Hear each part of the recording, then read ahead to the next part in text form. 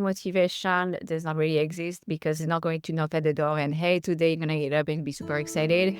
It happened to me all the time. I have these where I really don't want to work out. So what I tell to my students is like, it's a habit. You have to learn how to be disciplined and really what tools that helps to actually stay consistent.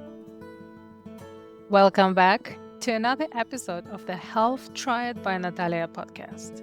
I'm truly grateful you are tuning in today. This is a space where we talk about real life wellness through food, fitness, and faith. So you can feel more empowered, energized, and aligned in your everyday life.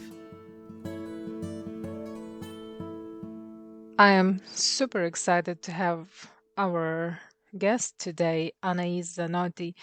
She is nutritionist and fitness coach, and she was my fitness coach not too long ago in probably one of the most challenging times for me when I had a severe shoulder injury, and she was the one to actually help me out to feel better and get out of that injury. So, welcome, Anais. How are you? I'm good, Nataliya. How are you today? I'm pretty good. So I'm so happy to see you here with me, and I'm so happy to have you on my podcast. Likewise. Awesome. Yeah, catch up. Yeah. So, you know what? Let's start from how about you tell us a little bit about you, your story, what helped you to become a fitness trainer, and how about your journey and your philosophy around the training for the past years that you've done? Okay, so that's a good question. I've been a nutritionist and coach for 15 years. I was inspired by my own journey because of hypothyroidism. So it's autoimmune. And of course, it was very hard for me to lose weight and also maintain my weight. So it was a really hard battle for me to really like get in shape. I tried all the diet under the sun. So just like with me, just like trying to lose weight and get healthy and lower my medication. This is how I became a nutritionist because I was just so passionate about health and nutrition and getting better. And I knew that I was not the only one struggling with that, but also a lot of women were in the same spot than me. So I wanted to become a coach to help all these other women struggling with hypothyroidism, all the autoimmune issue, and now that I am perimenopause, helping them as well to get in shape. And it's not just it, we have so much more. We can be in shape Mhm. any age. So that's what made me become a coach. So 15 years, that's quite a lot of time. Yeah. Yeah, that's impressive. Very cool. And you often talk about training smarter, and especially for women which are in their 40s and 50s. So, why do you think that, that old saying, no pain, no gain methods, they just don't work anymore? So, and especially during this premenopause and menopause periods. Good question. Yeah, so the youngest, when I say the youngest, the young coach always being like, hey, you have to to eat less and work out more and more cardio. Hmm. Not true because when you get older, you lose very important hormone. So you have to train smarter is really doing like what is going to move the needle forward, right? Training Hmm. effectively, understanding more your nutrition, dialing in your nutrition to see the results. That's what would Yeah. make the change. Yeah. Because overtraining can really increase your cortisol. And as you lose hormone, you actually have higher cortisol. So that's why like the train hard, train every day, a lot of cardio Mhm. not going to work. You have to have a different approach. Yeah. And yeah, it makes a lot of women frustrated for sure. Yeah. So, what would you suggest? How would you, what kind of adjustments basically would you recommend for those, who they used to this no pain, no gain strategies, and now they just don't get the results they're looking for. And they are in that age, but they still stuck on that, all believe that this is how you have to do. Like you said, bunch of cardios Yeah. and eat less and train more. So, what adjustment would you suggest for them to actually, for them to move that needle you're talking about to see the results? That's a very good question. So every woman are different. What I do with them first, I love it. I love it. yeah, we Love it. can like, hey, you know what? This is what you need. So as first, like, I always have a discussion to get to know what they're currently doing, what's their goals, what they have tried before, because that can affect also like the results they are looking for. And then many times with all the women I'm talking to right now, they just undereat and overtrain or doing too much cardio. So of course, like you want to dial in your nutrition, feeding your body the right way, lower inflammation. That's going to really help healing their gut as well because your gut change. And also focusing on resistance training because the more muscle you have, the more efficient your metabolism is going to be. So it's really understanding that we really have to exercise and build muscle. This is non-negotiable after 40 because we start to lose muscle pretty Yeah. quickly. It's in between 3 to 8% per decade, which is crazy. So if you don't build muscle, guess what? Your You lose it. body composition is going to completely change. You will have more body fat, more visceral fat. So it's first like really working on your metabolism, increasing muscle mass the Mm. right way, not doing the orange cherry, those things that where you jump like a bunny rabbit all the time. You really want to actually exercise and really do something that works for your body and that does not increase your cortisol. Less cardio, walking is amazing, and dialing out nutrition. Really understanding what you need because you need to be more strategic after 40. It's not just I'm eating healthy. No, it's not. Ah, Yes, yeah. because if you eat Yeah. less, if you cut down your calories, you cannot build muscle. So that can be actually dangerous. Yeah, yeah, yeah, those 1,200 calories That's that plants correct. is ridiculous, yeah. I Mhm. like what you said. I like that you said that every woman is different, and this is something that struck me quite a bit and quite close to my heart because there's so many programs, so many coaches out there that they say, "I'm helping thousands of clients, if it help them, it's gonna help you."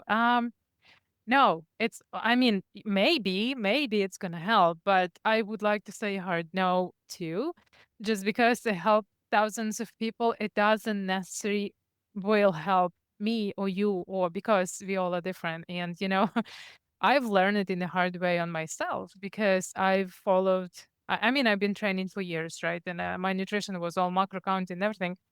And I've done it. I've been in a place where calories in, calories out equals your results. And it worked perfectly fine for me until I went through a horrifying amount of stress. And I still did what I did was working out the right way I've done before and was eating healthy stuff and counting macros. And I gained tons of weight. Yeah. So the program that worked perfectly, even for me, just did not work in the moment when my stress level was Mm. so high. And it's like what you said, it's the cortisol level. So even sometimes when you're not in premenopause and menopause stage, you still get your hormonals for whatever reason Yeah. messed up. It affects on everything. It just, yeah. So this one shoe size fits all. It just It doesn't definitely something matter. turns me off. Yeah. It's like, Yeah. no, it's not. Every woman is very different. Their lifestyle is different. What they've tried. Exactly. Yeah. So it's really like understanding like what they try first and where they at, and then really like building something from like where they at to get them results. Exa What exactly. Yeah. Even just to, question, so how is your daily routine? What's your stress level? I think if you don't that's get this huge. stress level, if it's not under as much control as we actually can have, and Yeah. we are humans, and we cannot control what's outside, but we do can control a little bit, I think, on the stress level. So I Mhm. think if that's not on the top priority, that you can lift yourself out, but it's not Yeah. gonna really help. Yeah. Plus, if you, my personal opinion, if you do lift and you lift heavy and you're under tons of amount of stress, that can be extremely dangerous just because mind muscle connection is not there. If you're constantly thinking about something that's bugging you and then you're trying to lift tons of weight, that's like welcoming injuries. Very And so true. Yeah. and that's where I'm going to take you to the next question. So, you've helped a lot of women to go through the injuries. And hey, I'm one of those. When I actually connected with you, I had a severe shoulder injury, like severe to the point, just for listeners to understand how severe it was. I couldn't brush my hair with my hand that was injured. And the funny part that I didn't even injure that in the gym, because gym I was so concerned about this mind muscle connection that I tried to pay as much attention as I can to lift properly. And when the stress level just got too high, I literally stopped working out just to prevent the injuries. So it happened anyway. It happened outside the gym, but it happened. But the point was that I tried PTs and I tried so many things. It just didn't work. Do you remember I was talking to you like Oh, that yes. doesn't work? I Yeah. spent so many hours with PTs. It did not work for me at all. And then what I did, I went back to the working out. And that sounds contradictory. It sounds kind of funny because you have an injury and what you're trying to heal it, you're going back to the gym. Mhm. But lucky for me, I had you and I had a proper training. So I wanted to ask you about, women that when you train them with injuries.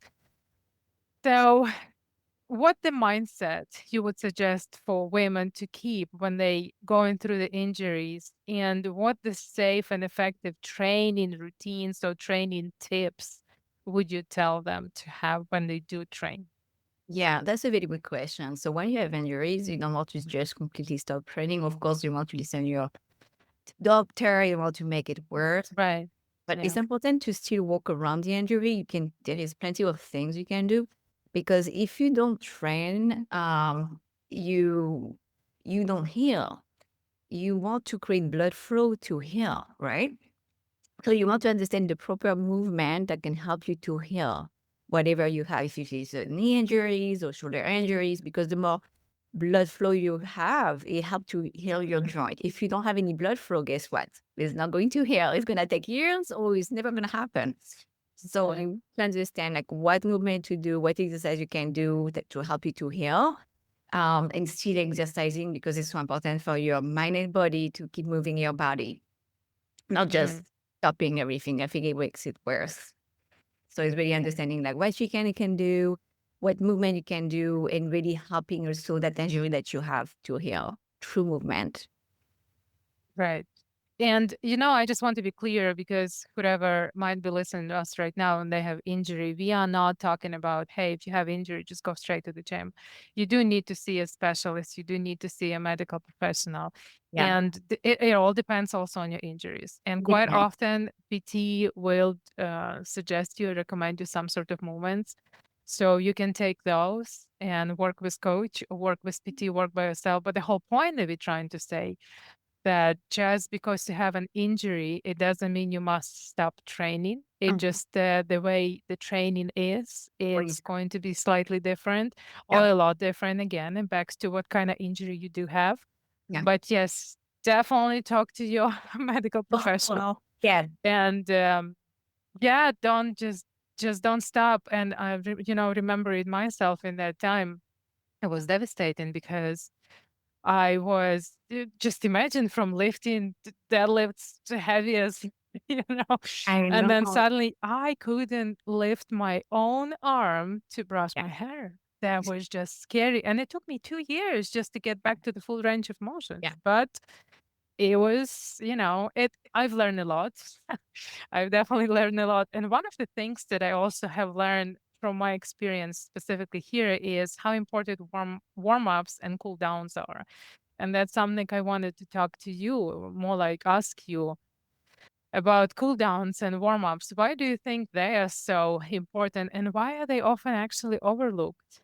And what kind of tips, or maybe more like explaining why everybody who is lifting, working out, needs to do the warm ups and cool downs, and especially when we talking to women over 35?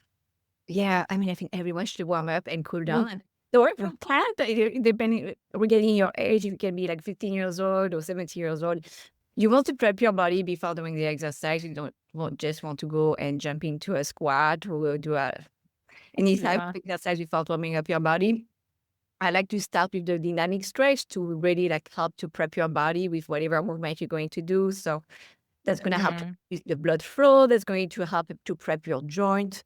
to receive the exercise in the muscle as well. Muscle activation also is very important to make sure we are activating the right muscles. And then the cool down is also very important to cool down your body to help as well. So we do the stretches, a bit like longer static stretch. Yeah. It helps because when you're working out, when you're lifting weight, you are shortening the muscle. So when you are doing the static, you're putting back the muscle fiber to the normal length. So if you don't do that, guess what? The next day you're going to be very sore.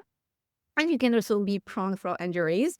And also Yeah. by stretching after your workout, it helps you to also recover faster as well. So it's kind of like the same, like if you don't brush your teeth, it's the same. Mhm. Like you have to do the warm up, you have to do the cool down, like you have to brush your teeth every day. Yeah. Yes. Yeah, Yes. it should be like a habit. Yeah. Yeah. Yeah. And the frequent excuses that I hear from clients why warm up or cool down is sort of like, yeah, I didn't do it today, is because they say they have no time. They don't have time. And I'm guilty in that too. I was, not anymore. I learned my lesson. But usually, yes, if you come into the gym, you have only like half an hour, 40 minutes. You're like, I'm just going to skip warm out so I can do all my sets and reps and everything. So Yes, now what? workout. Just do your warm up. I think the warm up is as important or even more because it's going Mhm. to determine the quality of your session. So do less workout and just do your warm up. That's Yes, yes. yeah. Yeah. I even say, hey, if you think you don't have time, then make sure you do warm up, cool down, and you can go home. But that's something that definitely has to be done. Yeah. That's like brushing teeth. That's just what you Yeah. say.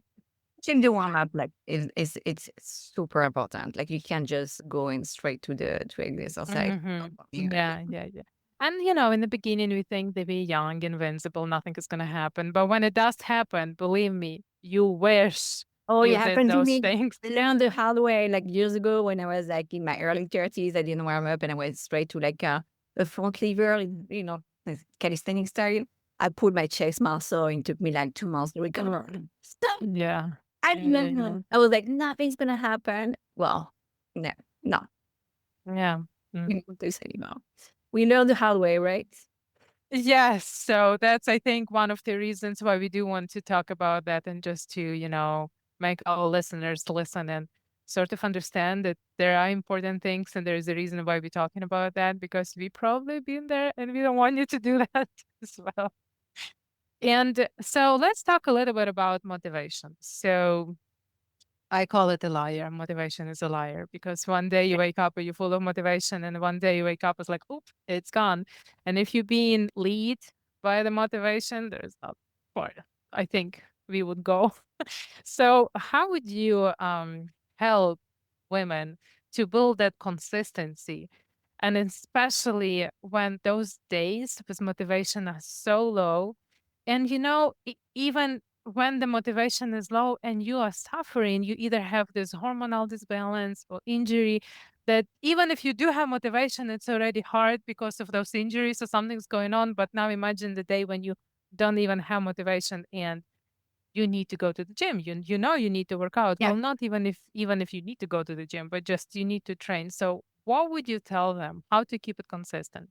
That's a good question. And you know what? Motivation does not really exist because it's not going to knock at the door and, hey, today you're going to get up and be super excited. It happened to me all the time. I have these where I really don't want to work out.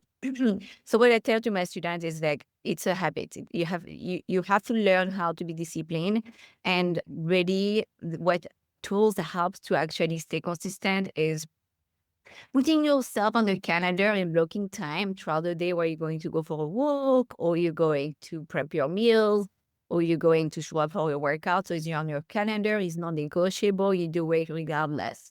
And that's going to help you to feel accomplished. And then the more you do it, the more you build reps, the more it's part of your life and is ingrained in you. So it's easy to keep going. And that's going to help you on those days when you don't have the motivation because you do it regardless is you have to see it the same way like you have to brush your teeth, you have to go to sleep. This is exactly how you should be seeing it. It's not like, oh, I have to wait for motivation to show up and exercise. I have to wait for motivation to prep my meals. That does not work. So it's more like building reps, building discipline, um, Yeah. prioritizing yourself, blocking time on your calendar to do those things. That's how I see it. This is exactly what I teach my clients. I do it for myself. So what I teach is what I Yeah. do. So yeah. Yeah. Yeah. So basically, you need to make an appointment with you for yourself and just follow it like it would be appointment with your doctor. That's it. Yeah. Yeah. Yeah, We that just, was you great. do the And work. one thing that, mm, Yeah. Anything you do in life, like see it as when you have to go to bed, you have to do it. It's non-negotiable, right? You have to get your sleep. Same thing with yeah, everything else. Do you have to be motivated to pay your bills? No, you still pay your bills. So do you have to be motivated to work out? No, because you still have to do it. You got to do it. yeah, It's great. You're lucky you get to do it. exactly. You're lucky you get to do it. I love that one. And one thing that I didn't tell at the beginning that you are from France, and Yeah. I love it. So I'd like to finish our podcast actually, if you can say in French the phrase, of course, something about motivation. Let's say motivation doesn't always work, but consistency is the key. Okay, so I haven't spoken French for a long time. So la motivation, ça ne marche pas, mais c'est la consistance. Okay. C'est la régularité qui marche. Here you go. Everybody got it? Now remember that every day. Consistency is the key. So I moved 20 years ago, so my French is still there, but it takes some time for me to warm up to French. Oh, I understand that. Believe me, that I speak Ukrainian mostly with my family and friends only. Yeah. So I have the periods of time when I try to speak fast in Ukrainian and some words they're just out. Like I Yeah. don't remember. And it's like, oh, hold on, how do you say that Is in it kind of Ukrainian? repeat? Yeah. Yeah, and people don't understand. Like, what do you mean? That's your language? Yes, but if you don't practice that for consistent period of time, it comes out. It's I guess it's like muscle comparison. If you don't train You it, you loosen it. So lose you it. gotta you You have to gotta do it. stay. It does some big things. Like everything I do all my clients are American or from a different country, but we speak English. I only speak French to my mom and my dad. My sister likes to speak English to me, so I don't get to Mm. practice a lot. And even when I speak to them, I'm like always like I lose. I'm like, oh, how do you say this? How do you say that? I forgot. And if I have an accent now, when I speak French, everyone's like, "Oh, you have an accent." I'm like, "Okay." And when I speak English, I'm like, "So when I speak French." Yes. Well, thank you so much, Anais. This is wonderful. And if you don't mind to tell our listeners if they would like to learn more about you, where can they find? Yeah, and they can find me on Instagram at Anais Zanotti. I have a YouTube channel and I have also a Facebook as well, Anais Zanotti. Great. I'll make sure I also add it to the transcript. Okay. Oh, Yeah, thank you so much. absolutely. And I just wanted to remind you that this podcast is for information purposes only. It is not medical or professional advice. So please talk to your doctor before making any changes to your health, nutrition, or fitness routine.